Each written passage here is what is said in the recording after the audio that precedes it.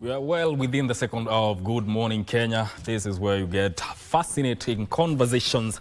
And now we are living in a world that is fast-paced in terms of technological advancements, especially within the cyberspace, which is why today we are looking at the three pillars of modern cybersecurity, that is data encryption, threat detection, and risk assessment. Dunstan Okwiri is a cybersecurity and AI expert and the president of CyberPro Global. Welcome to the program. Thank you. Thank you so much. I'm doing good. Yes. I'm doing good. The weather is not bad for today. Yeah. And just to correct, I don't want to get fired over this. I'm the vice president. You're the vice president. Not the president. All right. All right. Now, data encryption, threat detection, risk assessment. Yes. I think it's better we understand each what they stand for. Yeah. Let's start with the data encryption. All right.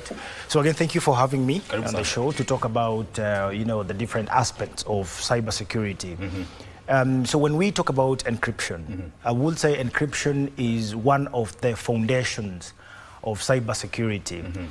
Reason being, you see, now cybersecurity is all about most of the occasions or most of the time, it's all about protection of data. All right. Now, protection of data means that even if data is stored in these particular different infrastructures, but we are focusing on the protection of data, securing of this particular data. Of course, which it means processes, the people and the technology by itself. So encryption comes as the root of cybersecurity because of data. You see, we can encrypt data. And we're looking at the different use cases. There is data that is moving. I mean, you're sending something to someone, so that is data in transit. So there is encryption for that. We're looking at data in storage and data in use. That is data at rest for data in storage and data in use. Data in use meaning, applications, are querying for data from the databases and so on. So encryption comes in as the aspect of converting plain text into ciphertext. So that in an event whereby an unauthorized individual tends to access it, they cannot be able to access it. And typically the way it works is, now there are two types of encryption. Yes. We've got what we call symmetric and asymmetric, whereby symmetric, they're using one key for encryption and decryption. And then asymmetric, they're using two keys, one for public and one for private. And that means one for encryption and one for decryption. So encryption becomes very, very important in aspect of cybersecurity because of it touches directly on data. And then we're talking about threat detection. We're talking about tools and processes and techniques that are used to detect malicious activities. So it becomes very important. And you have mentioned something very good, the modern cybersecurity, because now technology is really very dynamic. So the modern cybersecurity, when you're talking about threat detection, you're talking about definitely artificial intelligence and to be specific machine learning, because the algorithms that are used for machine learning. Now, machine learning is basically being able to detect patterns in a supersonic speed. So using machine learning, you can be able to predict attacks. You can be able to, create models that are able to, based on your past and current, have a predictive element in terms of what attacks can we have in our organizations. And it works different in different organizations. And then we're talking about risk assessment. Now, these are processes within an organization or within businesses that you can be able to, assess the organization's infrastructure, assess the organization's element in terms of, we have these particular assets. So what is the likelihood of these particular assets being attacked by malicious users? What is the probability? That is, what is the likelihood of these particular assets being attacked, and then what is the impact in an event? Or in cybersecurity, it's not about when. It's about it's not about if. Sorry, it's about when. So when they are attacked, what is the impact do they have for the organization? And it goes and narrows down to the mandatory objective of the organization. For example. I would assume for KBC being, a news or entertainment platform, the core objective is to be able to give people news and entertainment. So when you look at the assets you have in your digital infrastructure, if an event happens that our data has been breached, our website has been breached, I mean, what is the impact will it have in terms of affecting our core objectives as a business? Now, when you talk about encryption, it's all about who accesses data. Yes. But then again, can it become obsolete? You know, we are in a very dynamic technological age. Yes. Can it become obsolete in the face of quantum computing? It's a very good aspect. I wouldn't call it obsolete or void. Rather, technology is moving very fast. All right. Now, classical computers, basically, you know, our mobile phones, our laptops, our desktops. So what usually happens is that these classical computers do operate in what you call binary, right? Zeros and ones. So zeros for off and ones for on. And so quantum computing is operating in quad bits. So these particular bits are overlaid on each other, right? So now imagining a task that will take you maybe 2 hours to complete using a classical device, I mean your phone and your laptop, quantum computing will take it in a split second. We'll do it in a split second. And you see, going further and looking at encryption, converting the plain text into ciphertext. Of course, we're using keys and algorithms to be able to do that. But then with quantum computing, with classical computing, it could take maybe a week or 2 weeks or even a whole year trying to decrypt a file or a program or a device.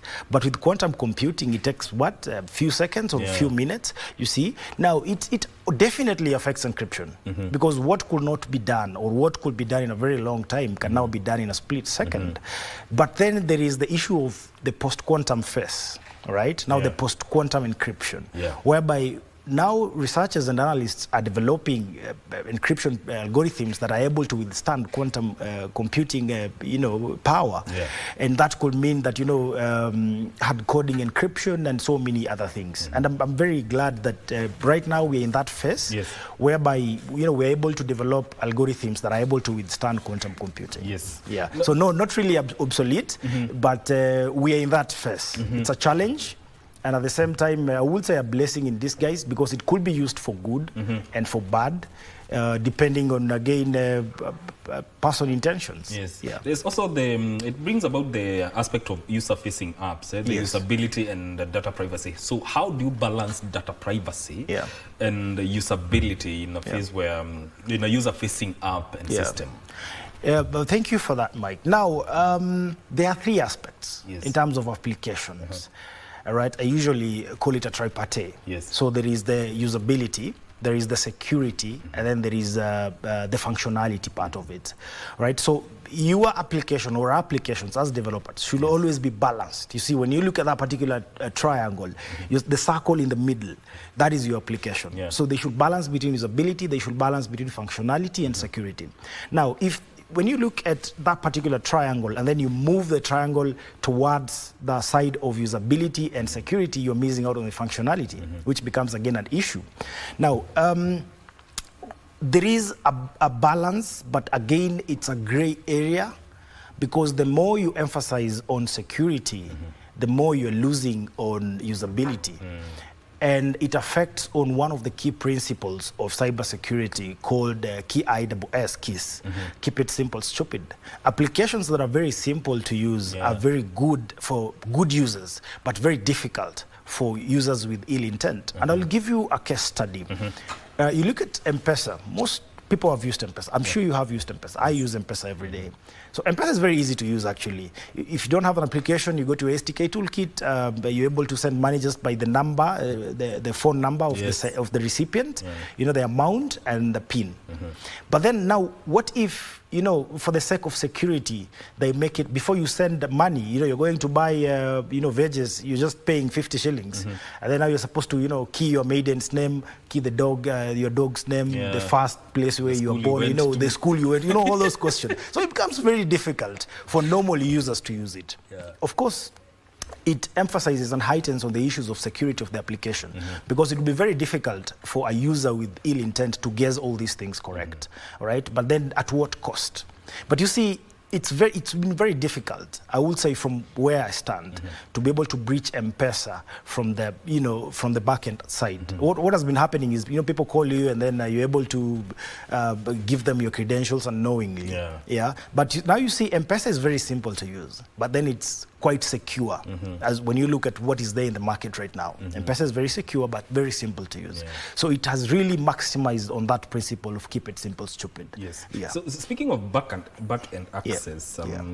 you know, there's a question of, is it prudent to have governments hold back or have backdoor access to encrypted data? Yeah. In the context of national security, are there blurred lines within that space? Wow, okay. Now this is how I'm going to answer that question, Yes. right? There is a gray area. There is a thin line. Why? Because when you look at it from the law perspective, you know, we would want to have access to data that we feel, you know, these devices have been used to, you know, perform a crime. Yeah. All right, so we would need to have access to their data, their devices, and therefore get, you know, the logs and the activities and all these information. You see, it would be very important in helping that particular case. But then when you look at it, if we give them access to our data or at the back end to access our devices, then it means we are infringing on the data privacy aspect.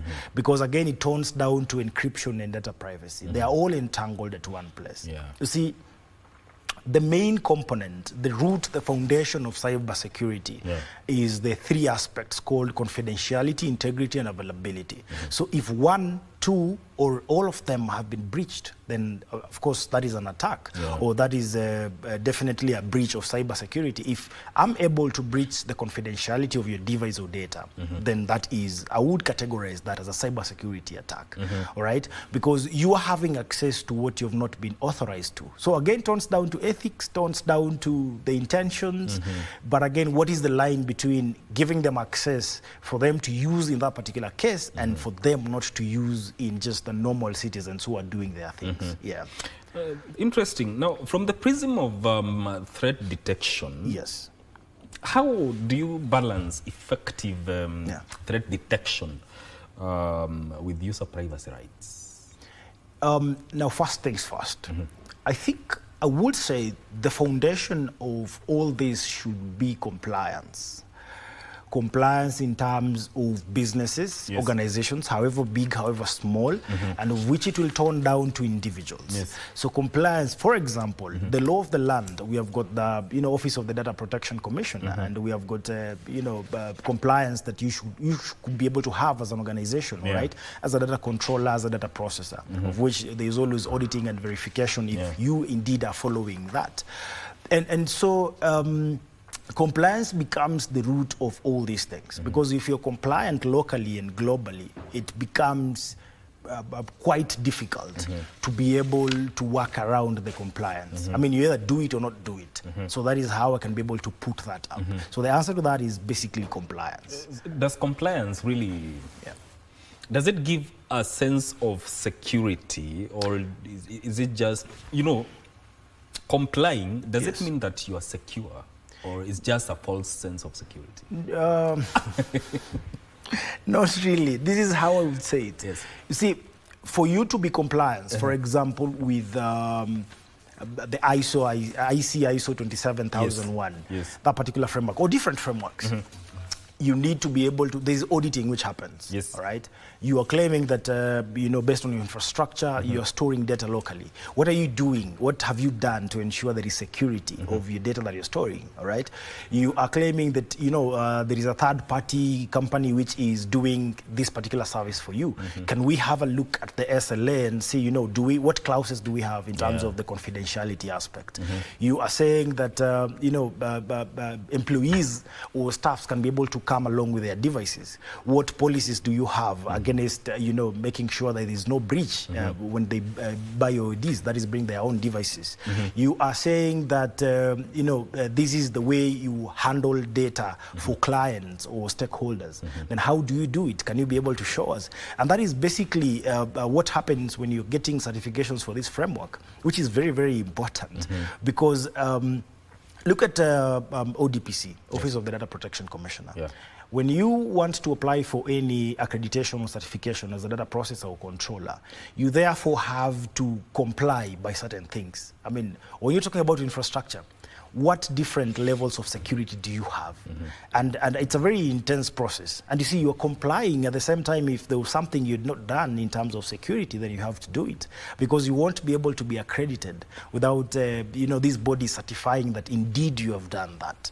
And of course, the main part is improving over time, because the aspect of security, unfortunately, I wouldn't say there is a platform, a system that is 100% hack-proof, but what you can do is make it very difficult and very impossible to be able to work around these particular systems. And it all, again, not only infrastructure, platforms, tools, softwares, applications, it comes down to employees and the people, because you might have $1 billion applications to be able to secure and protect infrastructure. But you see, these particular platforms are made for human beings to use, for people to use. So if you happen to train your people very well, and of course the company being compliant is the people being compliant. So it comes down to the root of it, which are the people. Speaking of which, yes, can behavioral based threat detection be effective when it comes to employees? Very effective, super effective. Now, how? I'll talk about this way, right? When you have a device, yes, your mobile phone, maybe you're used to doing a certain things on your mobile phone, and especially modern phones. At some point, it will prompt you to have you enter the password, or your pattern, or your PIN. I don't know if that happened to you, but to me it has. And when I change the behavior, the way I use my phone, the moment I just go to any application and open it, most of the time it prompts me to have the password or the PIN or the secret code, so that just to verify. I'm trusting that it is your device. I'm not saying it is not your device. That is the whole logic behind it. I'm trusting it's your device, but let me just verify that it is you. That is why it prompts to do that. So yes, behavioral analysis is very important, because if daily you're coming to work and you're taking coffee and you're saying hi to everyone, and then all of a sudden, Mike, you're coming to work, you're not talking to anyone, the coffee you usually take, you don't take it. I mean, there's definitely something up. If it squawks like a duck, then definitely it's a duck. So behavioral analysis is very important. Why? Because one of the most important or the critical aspect of cybersecurity, which mostly malicious users do utilize, is the human aspect, the human factor. So if you're able to determine the behavior, the normal behavior, and set a baseline for the normal behavior of these users, it becomes very important. I mean, why would Mike, if they're accessing the company's portal or the company's email at home, why would they have very many failed logins? I mean, they know their passwords, they know their email ID, so why would they have very many failed logins? Then definitely there is something up. We are living in the age of AI. Yes. And now that we are talking about data encryption, threat detection, and risk assessment, can the AI detect cyber attacks before they happen, or they just a reactionary kind of an approach to the system? Reactionary basically is, being proactive and reactive. I will categorize that. Now, AI is super important, but for people and organizations who are not using AI, will definitely be replaced by businesses, people, and organizations who are using AI.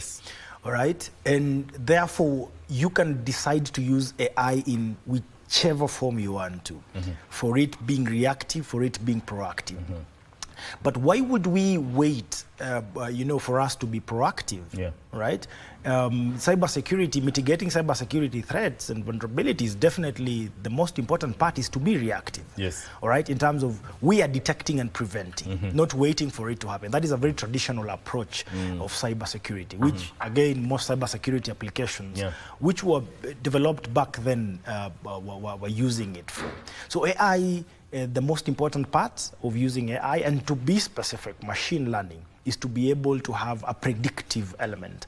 You know, we're predicting that based on infrastructure, based on what is happening in Africa, in Kenya, in the world, you could most likely suffer from this particular attack. Could be a phishing attack, could be a ransomware attack, or could be whichever attack. So the most important element of artificial intelligence is the predictive element. But of course, you can be able to use it for the proactive approach. Yes. Yes. Now, you know, organizations mostly are operating now within the cyberspace for business and everything, even matters to do with data. Yes. But is it possible to say that we have a 100% secure system? No. Why is that? We will never have a 100% secure system. What does secure mean?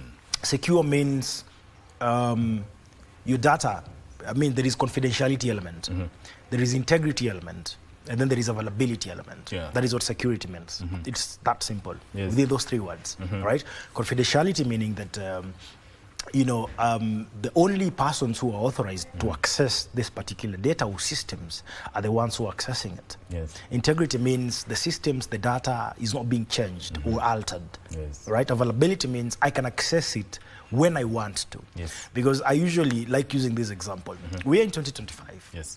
Now imagine this is the time when we are getting now COVID-19 reports. How of importance will it be to us? It won't be that important. But it was important during that time so that we can be able to understand where to, you know, redirect our resources. So data is only important when it is available when you need it. So security basically means those three things: confidentiality, integrity, and availability of both systems and data. Because data are stored somewhere. Data moves through different elements in IT infrastructure. And for organizations to be in the cybersecurity space, it's basically because of digitization. Now, digitization meaning that the world is moving to, you know, storing things logically, not physically. You know, the files are no longer being stored in cabinets, but are stored in, you know, machines and data storages and servers. Now, let's talk about risk assessment. Structured, what is the process of analyzing and evaluating risks? Now, risk assessment is very important. I would call it when you are trying to understand the posture, the security posture of any organization or business. It's very important to be able to understand the assets around. And you see, the key thing in risk assessment is the core objective of the business or organization. Now, the core objective is to do this and this and this, and therefore this and this and this. So you're looking at the infrastructure and what the assets they have in terms of, you know, these guys have servers, they have networks, they have data storages, they have this and this and this. So in an event, or if something happens, or when something happens to any of the assets, number one, like I mentioned, what is the likelihood? What is the likelihood of our, data storages or our local data center being attacked? If the likelihood is high, then what is the impact? In an event, something like that happens to our servers or our network, what is the impact? And of course, the impact is narrowed down to the core objective of the business. So how will it affect our business? I mean, will we still be able to continue with our core mandate as an organization, as a business? If the answer is no, then that is a very, very high asset, highly likely, there is high likelihood, and that asset has to be protected at all costs. And of course, it comes down to preparation all the way to documentation, evaluation, and lesson learned. So preparation, this is whereby you're defining the scope.